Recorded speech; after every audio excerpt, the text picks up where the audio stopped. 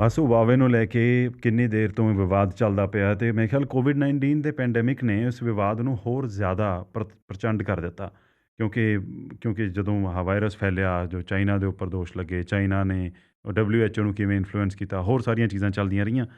ਹੁਣ ਯੂਕੇ ਨੇ ਹੁਵਾਵੇ ਨੂੰ ਬੈਨ ਕਰਨ ਦਾ ਫੈਸਲਾ ਆਖਰਕਾਰ ਲੈ ਲਿਆ ਅਤੇ ਇਹਦੇ ਵਿੱਚ ਇਹਦੀ ਪਿੱਠ ਭੂਮੀ 'ਚ ਇਹ ਗੱਲ ਵੀ ਦੇਖੀ ਜਾ ਰਹੀ ਆ ਕਿ ਜਿਸ ਹਿਸਾਬ ਨਾਲ ਚਾਈਨਾ ਨੇ ਹਾਂਗਕਾਂਗ ਦੇ ਵਿੱਚ ਹੁਣ ਉਹ ਨੈਸ਼ਨਲ ਸਿਕਿਉਰਿਟੀ ਲਾਅ ਪਾਸ ਕਰਕੇ ਉੱਥੇ ਆਪਣੀ ਗ੍ਰਿਪ ਨੂੰ ਹੋਰ ਟਾਈਟ ਕੀਤਾ, ਤਾਂ ਉਸ ਦੀ ਰਿਟੈਲੀਏਸ਼ਨ ਵਜੋਂ ਵੀ ਫਾਈਨਲੀ ਯੂਕੇ ਨੇ ਇਹ ਡਿਸੀਜਨ ਲੈ ਲਿਆ। ਕਿਉਂਕਿ ਪਹਿਲਾਂ ਆਈ ਥਿੰਕ ਕੁਝ ਮਹੀਨੇ ਪਹਿਲਾਂ ਆਪਾਂ ਉਹ ਖਬਰ ਸਾਂਝੀ ਵੀ ਕੀਤੀ ਸੀ ਕਿ ਯੂਕੇ ਨੇ ਕਿਹਾ ਸੀ ਕਿ ਕੁਝ ਜਿਹੜਾ ਨਾਨ ਸੈਂਸਿਟਿਵ ਏਰੀਆ ਹੈ 5G ਡਿਵੈਲਪਮੈਂਟ ਦਾ, ਉਸ ਦੇ ਵਿੱਚ ਜਿਹੜਾ ਇਨਫਰਾਸਟਰਕਚਰ ਹੈ ਉਹਦੇ 'ਚ ਅਸੀਂ ਹੁਵਾਵੇ ਦਾ ਸਮਾਨ ਇਸਤੇਮਾਲ ਕਰ ਲਵਾਂਗੇ। ਵਿਜੇ, ਸਭ ਤੋਂ ਪਹਿਲਾਂ ਜਿਹੜਾ ਫੈਸਲਾ ਸੁਣਾਇਆ ਗਿਆ ਸੀ ਯੂਕੇ ਵੱਲੋਂ, ਉਹ ਇਹ ਕੀਤਾ ਗਿਆ ਸੀ ਕਿ ਨਾਨ ਸੈਂਸਿਟਿਵ ਏਰੀਆਜ਼ ਦੇ ਵਿੱਚ ਯੂਜ਼ ਕਰ ਲਓ। ਸੈਂਸਿਟਿਵ ਜਿਹੜੇ ਕੋਰ ਏਰੀਆਜ਼ ਹੈਗੇ 5G ਡਿਵੈਲਪਮੈਂਟ ਦੇ, ਉਹਨਾਂ ਦੇ ਵਿੱਚ ਹੁਵਾਵੇ ਦਾ ਇਕਵਿਪਮੈਂਟ ਯੂਜ਼ ਨਹੀਂ ਕਰਨਾ। ਉਸ ਤੋਂ ਬਾਅਦ ਵਿਜੇ, ਬੋਰਿਸ ਜੌਨਸਨ ਨੇ ਐਲਾਨ ਕੀਤਾ ਸੀ ਕਿ 2023 ਤੱਕ ਹੁਵਾਵੇ ਦਾ ਜਿੰਨਾ ਵੀ ਇਕਵਿਪਮੈਂਟ ਲੱਗਾ ਹੋਇਆ, ਜਿੰਨਾ ਵੀ ਯੂਜ਼ ਕਰ ਰਹੇ ਟੈਲੀਕਾਮ ਕੰਪਨੀਜ਼, 2023 ਤੱਕ 35% ਤੱਕ ਉਹਨੂੰ ਰਿਡਿਊਸ ਕਰੋ। ਸੋ 65% ਹਟਾ ਦਿਓ ਜੀ। ਪਰ ਡੋਨਲਡ ਟਰੰਪ ਇਹਦੇ ਨਾਲ ਵੀ ਖੁਸ਼ ਨਹੀਂ ਹੋਏ। US ਦੇ ਵੱਲੋਂ ਵਿਜੇ ਬਾਰ-ਬਾਰ ਦਬਾਅ ਪਾਇਆ ਗਿਆ ਅਤੇ ਆਖਰਕਾਰ UK ਬਕਲ ਡਾਊਨ ਹੋਇਆ ਅਤੇ ਉਹਨਾਂ ਨੇ ਹੁਣ ਕਿਹਾ ਕਿ 2027 ਤੱਕ ਜਿੰਨਾ ਵੀ ਇਕਵਿਪਮੈਂਟ ਹੈ ਹੁਵਾਵੇ ਦਾ ਲੱਗਾ ਹੋਇਆ 5G ਇਨਫਰਾਸਟਰਕਚਰ ਦੇ ਵਿੱਚ 100% ਹਟਾਓ, ਉਹ ਪੂਰੀ ਤਰ੍ਹਾਂ ਹਟਾ ਦਿਓ।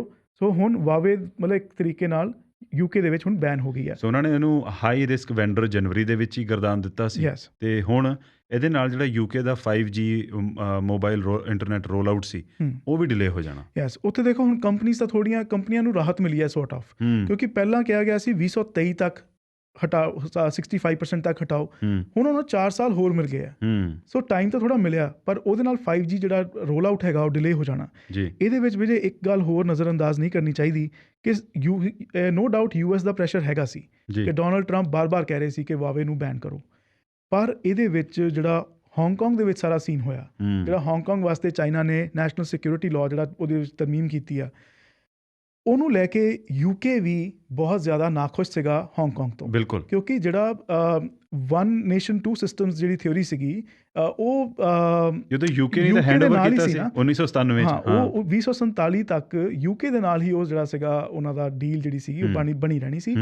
ਹੁਣ ਉਸ ਡੀਲ ਨੂੰ ਹੁਣ ਖਤਰਾ ਹੋਇਆ ਹੈਗਾ ਜੋ ਕਿ ਨਵਾਂ ਲਾਅ ਬਣਾਇਆ। ਸੋ UK ਬਹੁਤ ਦੇਰ ਤੋਂ ਨਾਖੁਸ਼ ਸੀ ਹਾਂਗਕਾਂਗ ਨੂੰ ਲੈ ਕੇ। So it could be a retaliatory measure for that too. ਹਾਂ, ਕਿਉਂਕਿ ਉਧਰੋਂ ਡੋਨਲਡ ਟਰੰਪ ਵੱਲੋਂ ਹੀ ਪ੍ਰੈਸ਼ਰ ਤੇ ਪੈਂਦਾ ਹੀ ਰਿਹਾ ਸਾਰੇ ਦੇ ਸਾਰੇ ਜਿਹੜੇ 5 ਆਈਜ਼ ਵਾਲੇ ਐਲਾਈਜ਼ ਨੇ, ਆਸਟ੍ਰੇਲੀਆ, ਨਿਊਜ਼ੀਲੈਂਡ, ਕੈਨੇਡਾ ਅਤੇ UK, ਕਿ ਜੀ ਤੁਸੀਂ ਵੀ ਹੁਵਾਵੇ ਨੂੰ ਬਲੌਕ ਕਰੋ ਆਪਣੇ 5G ਨੈਟਵਰਕਸ ਦੇ ਵਿੱਚੋਂ। ਅਤੇ ਹੁਣ ਹੁਵਾਵੇ ਨੇ ਆਲਰੇਡੀ ਵਾਸੂ ਬਹੁਤ ਸਾਰਾ ਇੱਕ ਵੱਡਾ ਅਮਾਊਂਟ ਰਿਸਰਚ ਐਂਡ ਡਿਵੈਲਪਮੈਂਟ ਦੇ ਵਿੱਚ ਇਨਵੈਸਟ ਕੀਤਾ ਕੈਂਬਰਿਜ, ਇੰਗਲੈਂਡ ਦੇ ਵਿੱਚ। ਕੈਨੇਡਾ ਦੀਆਂ ਕਈ ਯੂਨੀਵਰਸਿਟੀਜ਼ ਦੇ ਵਿੱਚ ਵੀ ਹੁਵਾਵੇ ਦੇ ਜਿਹੜੀ ਕੋਈ ਉੱਥੇ ਰਿਸਰਚ ਚੇਅਰਸ ਨੇ ਨਾ, ਉਹ ਹੁਵਾਵੇ ਵੱਲੋਂ ਫੰਡਡ ਨੇ।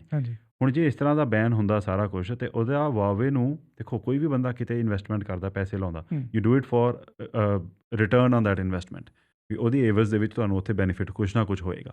ਹੁਣ ਜੇ UK ਦੇ ਵਿੱਚ ਇਹ ਬੈਨ ਹੋ ਚੱਲਿਆ, ਅਤੇ ਇਹ ਆਪਣੇ ਆਪ ਦੇ ਵਿੱਚ ਇੱਕ ਬਹੁਤ ਵੱਡਾ ਨੁਕਸਾਨ ਆ, ਧੱਕਾ ਹੁਵਾਵੇ ਵਾਸਤੇ। ਬਿਲਕੁਲ ਵਿਜੇ, ਸ਼ੁਰੂ ਤੋਂ ਹੀ ਚਾਈਨਾ ਦੀ ਪੋਲਿਸੀ ਇਹ ਰਹੀ ਹੈ ਕਿ ਜੇਕਰ ਪੋਲੀਟੀਕਲ ਟਾਈਜ਼ ਨਹੀਂ ਵਰਕਆਊਟ ਕਰਦੀਆਂ, ਡਿਪਲੋਮੈਟਿਕ ਟਾਈਜ਼ ਨਹੀਂ ਵਰਕਆਊਟ ਕਰਦੀਆਂ, ਤੇ ਸੋਸ਼ਲ ਟਾਈਜ਼ ਤਾਂ ਹੈਗੀਆਂ ਨਾ ਜੀ, ਸੋਸ਼ਲ ਐਕੈਡੈਮਿਕ ਟਾਈਜ਼। ਸੋ ਉਹੀ ਉਹਨਾਂ ਨੇ ਕੈਨੇਡਾ ਦੇ ਨਾਲ ਵੀ ਪੱਤਾ ਖੇਡਿਆ। ਸੋ ਉਹੀ ਚੀਜ਼ ਹੁਣ ਉਹ UK ਦੇ ਵਿੱਚ ਵੀ, ਜਿਵੇਂ ਤੁਸੀਂ ਦੱਸਿਆ, ਕਰ ਰਹੇ ਨੇ। ਵਿਜੇ, ਇਸ ਫੈਸਲੇ ਦੇ ਵਿੱਚ ਇੱਕ ਬਹੁਤ ਵੱਡਾ ਕਾਰਨ ਰਿਹਾ ਜਿਹੜਾ ਚਿਪ ਟੈਕਨੋਲੋਜੀ ਦੇ ਉੱਤੇ ਜਿਹੜਾ ਸੈਂਕਸ਼ਨ ਲਗਾਇਆ ਗਿਆ ਸੀਗਾ US ਵੱਲੋਂ, HP ਦੀਆਂ ਚਿਪਸ ਦੇ ਉੱਤੇ ਆਪਾਂ ਰਿਪੋਰਟ ਵੀ ਕੀਤਾ ਸੀ। ਉਸ ਤੋਂ ਬਾਅਦ ਇੱਕ ਖਦਸ਼ਾ ਵਿਅਕਤ ਕੀਤਾ ਗਿਆ ਸਾਰੀਆਂ ਸਿਕਿਉਰਿਟੀ ਏਜੰਸੀਜ਼ ਵੱਲੋਂ ਕਿ ਹੁਵਾਵੇ ਦਾ ਜੇ ਅਸੀਂ ਇਹਨਾਂ ਨਾਲ ਕੰਟਰੈਕਟ ਸਾਈਨ ਕਰ ਲੈਂਦੇ 5G ਵਾਸਤੇ, ਕੈਨ ਵੀ ਇਨਸ਼ੋਰ ਕਿ ਇਹਨਾਂ ਦੀ ਜਿਹੜੀ ਸਪਲਾਈ ਚੇਨ ਹੈ ਉਸ ਚਿਪ ਦੇ ਉੱਤੇ ਜਿਹੜਾ ਸੈਂਕਸ਼ਨ ਲੱਗਿਆ ਟੈਕਨੋਲੋਜੀ ਉਹਦੇ ਕਰਕੇ ਡਿਸਰਪਟ ਨਹੀਂ ਹੋਏਗੀ। ਹੁਵਾਵੇ ਨੇ ਬਾਰ-ਬਾਰ ਕਿਹਾ, ਕਹਿੰਦੇ ਕਿ ਅਸੀਂ ਇਸ ਗੱਲ ਨੂੰ ਇਨਸ਼ੋਰ ਕਰਦੇ ਹਾਂ ਕਿ ਸਾਡੀ ਸਪਲਾਈ ਚੇਨ ਅਫੈਕਟ ਨਹੀਂ ਹੋਏਗੀ। ਪਰ UK ਦੀ ਜਿਹੜੀ ਨੈਸ਼ਨਲ ਸਾਈਬਰ ਸਿਕਿਉਰਿਟੀ ਸੈਂਟਰ ਹੈ, ਉਹਨਾਂ ਨੇ ਮਿਨਿਸਟਰਾਂ ਨੂੰ ਇਹ ਜਿਹੜਾ ਬਰੀਫਿੰਗ ਦਿੱਤੀ ਹੈ ਕਿ ਅਸੀਂ ਹੁਣ ਗਾਰੰਟੀ ਨਹੀਂ ਤੁਹਾਨੂੰ ਦੇ ਸਕਦੇ ਕਿ ਹੁਵਾਵੇ ਦੀ ਅਸੀਂ ਸਪਲਾਈ ਚੇਨ ਮੇਨਟੇਨ ਕਰ ਸਕਾਂਗੇ ਜੀ। ਉਹਨਾਂ ਨੇ ਇਹਨੂੰ ਇੱਕ ਬਹਾਨਾ ਬਣਾਇਆ, ਇੱਕ ਉਹਨਾਂ ਨੇ ਬਹਾਨਾ ਬਣਾਇਆ ਹਾਂਗਕਾਂਗ ਨੂੰ, ਤੇ ਅਸਲ ਦੇ ਵਿੱਚ ਜਿਹੜਾ ਦਬਾਅ ਸੀ ਉਹ ਸੀਗਾ US ਦਾ। ਦਬਾਅ US ਦਾ ਸੀ। ਸੋ ਹੁਣ ਹੁਵਾਵੇ ਨੂੰ ਉੱਧਰੋਂ ਓਫੀਸ਼ੀਅਲੀ ਬੈਨ ਕਰ ਦਿੱਤਾ ਗਿਆ। 2027 ਤੱਕ ਦਾ ਟਾਈਮ ਫਰੇਮ 7 ਸਾਲ ਦਿੱਤੇ ਨੇ। ਕੈਨੇਡਾ ਨੇ ਅਜੇ ਵੀ ਆਫੀਸ਼ੀਅਲ ਸਟੈਂਸ ਕੋਈ ਲਿਆ ਨਹੀਂ। ਹਾਂ, ਜਿਹੜੀਆਂ ਟੈਲੀਕਾਮ ਕੰਪਨੀਆਂ ਨੇ ਉਹਨਾਂ ਨੇ ਮੇਰੇ ਖਿਆਲ ਆਪਣੇ ਲੈਵਲ 'ਤੇ ਹੀ ਇੰਤਜ਼ਾਰ ਕਰਦਿਆਂ ਫਾਈਨਲੀ ਹੋਰ ਵੈਂਡਰਸ ਸਿਲੈਕਟ ਕਰ ਲਏ ਨੇ। ਪਰ ਕੈਨੇਡਾ ਦੀ ਸਰਕਾਰ ਨੇ ਅਜੇ ਤੱਕ ਆਫੀਸ਼ੀਅਲੀ ਵਾਵੇ ਨੂੰ ਬੈਨ ਕਰਨ ਬਾਰੇ ਜਾਂ ਇਹਨੂੰ ਹਰੀ ਝੰਡੀ ਦੇਣ ਬਾਰੇ ਕੁਝ ਵੀ ਨਹੀਂ ਕਿਹਾ। ਦ government is quite on it. Yes, ਤੇ ਯੂਕੇ ਨੇ ਵੀ ਜੇ ਇਹਦੇ ਨਾਲ ਹੀ ਜਿਹੜਾ ਫਿਕਸ ਲਾਈਨ ਬ੍ਰੌਡਬੈਂਡ ਆ ਉਹਦੇ ਵਿੱਚ ਵੀ ਜਿਹੜੀ ਵਾਵੇ ਦੀ ਕੋਈ ਵੀ ਟੈਕਨੋਲੋਜੀ ਯੂਜ਼ ਹੁੰਦੀ ਆ ਉਹ ਤੋਂ ਵੀ ਉਹਨੂੰ ਵਿਦਿਨ 2 ਇਅਰਸ ਖਤਮ ਕਰਨ ਲਈ ਕਿਹਾ ਹੈਗਾ। ਸੋ ਵਾਵੇ ਤੇ ਸ਼ਿਕੰਜਾ ਇਸ ਹਿਸਾਬ ਨਾਲ ਕੱਸਿਆ ਜਾ ਰਿਹਾ and which I think essentially by extension ਉਹ ਚਾਈਨਾ ਦੇ ਉੱਪਰ ਉਹ ਸ਼ਿਕੰਜਾ ਹੈ। ਕਈ ਵਾਰੀ ਗੱਲ ਇਹ ਹੁੰਦੀ ਆ ਨਾ, ਦੇਖੋ ਕਿ ਜਿਹੜੀਆਂ ਜੀ ਚਾਈਨਾ ਦੀਆਂ ਵੱਡੀਆਂ ਕੰਪਨੀਆਂ ਨੇ ਇਹ ਤੇ ਚਾਈਨਾ ਦੀ ਸਰਕਾਰ ਦੇ ਨਾਲ ਡਾਟਾ ਸ਼ੇਅਰ ਕਰਦੀਆਂ ਨੇ। ਫਿਰ ਗੱਲ ਆਉਂਦੀ ਹੈ ਵੀ ਨਹੀਂ ਇੱਦਾਂ ਕੰਪਨੀਆਂ ਨੂੰ ਇਹੋ ਜਿਹੀ ਕੋਈ ਗੱਲ ਨਹੀਂ। ਜਦੋਂ ਕੰਪਨੀਆਂ ਵੱਲੋਂ ਇਹ ਗੱਲ ਕੀਤੀ ਜਾਂਦੀ ਆ ਵੀ ਅਸੀਂ ਤੇ ਜੀ ਇੰਡੀਪੈਂਡੈਂਟਲੀ ਆਪਰੇਟ ਕਰਦੇ ਹਾਂ, ਪਰ ਜਿਹੜਾ ਚਾਈਨਾ ਦੇ ਵਿੱਚ ਲਾਅ ਹੈ ਉਹਦੇ ਵਿੱਚ ਜਿਹੜੀਆਂ ਚਾਈਨੀਜ਼ ਸਟੇਟ ਇਹ ਕੰਪਨੀਆਂ ਨੇ they are obliged to give any information ਜੇ ਸਰਕਾਰ ਉਹਨਾਂ ਤੋਂ ਮੰਗ ਕਰਦੀ ਆ। ਅਤੇ ਜਿਹੜੀ ਇਹੀ ਥਿਊਰੀ ਆ ਨਾ ਕਿ ਨਹੀਂ ਸਰਕਾਰ ਦਾ ਕੰਪਨੀਆਂ ਦੇ ਵਿੱਚ ਕੋਈ ਇੰਟਰਫੇਰੈਂਸ ਨਹੀਂ ਆ, ਜਦੋਂ ਇਹ ਗੱਲ ਆਉਂਦੀ ਹੈ ਵੀ ਕੈਨੇਡਾ ਦੇ ਵਿੱਚ ਮੰਗ ਵੰਗਜ਼ੋ ਨੂੰ ਅਰੈਸਟ ਕੀਤਾ ਹੋਇਆ ਅਤੇ ਉਹਨੂੰ ਛੁਡਾਉਣ ਦੇ ਵਾਸਤੇ ਉਹਦੀ ਏਵਜ਼ ਵਿੱਚ ਚਾਈਨਾ ਨੇ 2 ਕੈਨੇਡੀਅਨਸ ਨੂੰ ਅਰੈਸਟ ਉੱਥੇ ਡਿਟੇਨ ਕੀਤਾ ਹੋਇਆ। ਉਹਨਾਂ 'ਤੇ ਹੁਣ ਚਾਰਜਿਸ ਵੀ ਲਗਾ ਦਿੱਤੇ ਗਏ ਨੇ। ਵੀ ਇਹ ਤੋਂ ਪ੍ਰੂਵ ਹੁੰਦਾ ਕਿ ਜਿਹੜਾ ਕਾਰਪੋਰੇਟ ਅਤੇ ਪੋਲੀਟੀਕਲ ਸੈਟਅਪ ਹੈ ਉਹ ਆਪਸ ਦੇ ਵਿੱਚ ਉਹਨਾਂ ਦੇ ਵਿੱਚ ਡਿਸਟਿੰਕਸ਼ਨ ਹੈ ਨਹੀਂ ਤਾਂ ਇੱਕ ਕਾਰਪੋਰੇਸ਼ਨ ਦੀ CFO ਵਾਸਤੇ ਚਾਈਨਾ ਦੀ ਪੂਰੀ ਸਰਕਾਰ ਜਿਹਨੂੰ ਹੋਰ ਬਥੇਰੇ ਕੰਮ ਨੇ ਕਰਨ ਵਾਲੇ ਉਹ ਆਪਣੇ ਆਪ ਨੂੰ ਕਿਉਂ ਝੋਕ ਰਹੇ ਨੇ ਇਸ ਕੰਟਰੋਵਰਸੀ ਦੇ ਵਿੱਚ। ਬਿਲਕੁਲ ਵਿਜੇ, ਅਤੇ ਅਸੀਂ ਜਦੋਂ US ਵੱਲ ਦੇਖਦੇ ਹਾਂ US ਦੇ ਵਿੱਚ ਖਬਰਾਂ ਆਉਂਦੀਆਂ ਨੇ ਕਿ ਡੋਨਲਡ ਟਰੰਪ ਨੇ ਜੀ ਹੁਣ ਪਹਿਲੀ ਵਾਰ ਮਾਸਕ ਪਾ ਲਿਆ। ਡੋਨਲਡ ਟਰੰਪ ਨੇ ਐਂਟਨੀ ਫਾਊਚੀ ਨੂੰ ਇਹ ਕਹਿ ਦਿੱਤਾ, ਫਾਊਚੀ ਨੇ ਰਿਟਰਨ ਦੇ ਵਿੱਚ ਇਹ ਕਹਿ ਦਿੱਤਾ। ਅੱਜ ਟਰੰਪ ਕਹਿ ਰਹੇ ਨੇ ਕਹਿੰਦੇ ਫਾਊਚੀ ਨਾਲ ਤਾਂ ਮੇਰੇ ਰਿਲੇਸ਼ਨ ਬਹੁਤ ਵਧੀਆ ਬੰਦਾ ਉਹ, ਅਤੇ ਪਰ ਉਹ ਰੀਟਵੀਟ ਕਰ ਦਿੰਦੇ ਨੇ ਕਿ ਜੇ ਫਾਊਚੀ ਝੂਠ ਬੋਲਦਾ ਸੋ ਉਹ ਉਸ ਟਵੀਟ ਨੂੰ ਉਹ ਰੀਟਵੀਟ ਕਰ ਦਿੰਦੇ ਨੇ। ਸੋ ਇਹ ਗੱਲਾਂ ਸੈਂਟਰ 'ਚ ਆਉਂਦੀਆਂ ਨੇ। ਬਟ ਇਹ ਗੱਲ ਨਾ ਭੁੱਲੀਏ ਕਿ ਬੈਕਗਰਾਊਂਡ ਦੇ ਵਿੱਚ ਜਿਹੜੇ ਪੂਰੀ ਐਡਮਿਨਿਸਟ੍ਰੇਸ਼ਨ ਹੈ, ਗਵਰਨਮੈਂਟ ਹੈ, ਉਹ ਤੰਤਰ ਐਜ਼ ਇਟ ਇਜ਼ ਕੰਮ ਕਰ ਰਿਹਾ। ਉਹ ਪੂਰੀ ਮਸ਼ੀਨਰੀ ਲੱਗੀ ਕੰਮ ਕਰਨ। ਯੈਸ, ਜਿਹੜੇ ਹੁਣ ਡੋਨਲਡ ਟਰੰਪ ਦੇ ਨੈਸ਼ਨਲ ਸਿਕਿਉਰਿਟੀ ਐਡਵਾਈਜ਼ਰ ਹੈਗੇ ਰੋਬਰਟ ਓਬ੍ਰੇਨ, ਉਹ ਇਸ ਵੇਲੇ ਪੈਰਿਸ ਦੇ ਵਿੱਚ ਪਹੁੰਚ ਰਹੇ ਨੇ ਇਸ ਹਫ਼ਤੇ।